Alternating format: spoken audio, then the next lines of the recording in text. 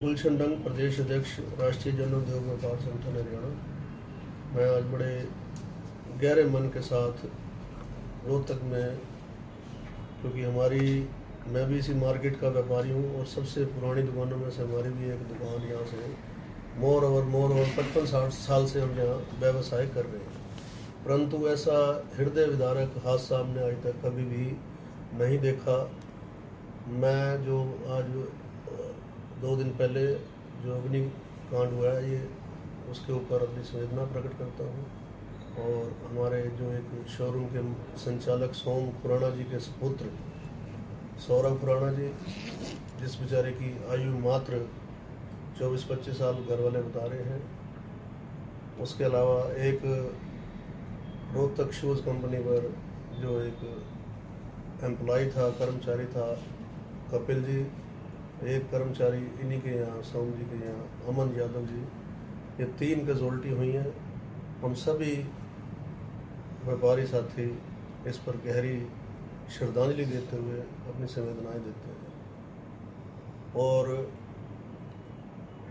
आज का जो प्रेस वार्ता का बुलाने का मुख्य कारण है, सबसे बड़ी बात ये है कि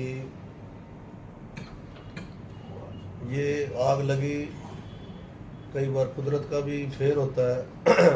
जो कारण बताए गए कि एसी के आउटडोर में ब्लास्ट हुआ, और मेरे पास भी यहाँ फ़ोन आया कि आग लग गई है। मैं अपने कार्यालय में बैठा था और 5 मिनट में मैं घटनास्थल पर पहुँचा और सबको इन्फॉर्म किया, प्रशासन को, पुलिस अधीक्षक को, उपायुक्त महोदय को और फायर ब्रिगेड को तो सबसे पहले करना ही था। परंतु दुर्भाग्य की बात ये रही कि जो फायर ब्रिगेड है वो 20-25 मिनट के बाद पहुंची।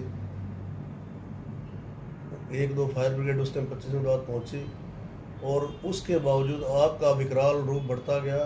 और दूसरी जो फायर ब्रिगेड आई, उसके अंतराल में 40-50 मिनट का गैप था, और वहाँ पर जो है उपायुक्त महोदय और पुलिस अधीक्षक, मैं उनकी तारीफ़ करूँगा कि वो 10 मिनट के अंतराल में ही वहाँ पर पहुँच गए और उन्होंने अपने जो प्रशासनिक प्रयास उन्होंने शुरू कर दिए।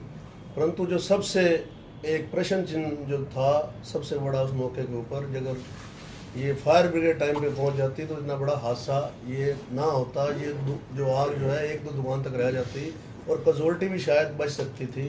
अगर कोई इमरजेंसी ये इनकी टीम पहुँचती, उनको निकाल सकते थे, परंतु ये नहीं हुआ।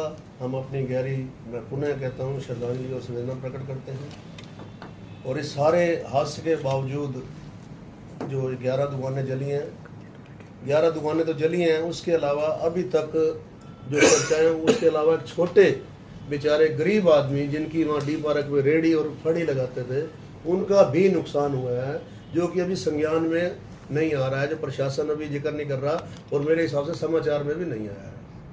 तो उनका भी, वो बेचारे बहुत ज़्यादा ज़रूरतमंद हैं। एक पार्ट ये है उनका गरीबों का, और तीसरा पार्ट गरीबों का ये है जो हर दुकान पे लगभग मेरे हिसाब से 2 छोटी दुकान पे करिंदे काम करते थे, और बड़ी शोरूम्स पे करिंदे जो काम करते हैं कम से कम उनकी संख्या 4 या 5 से है।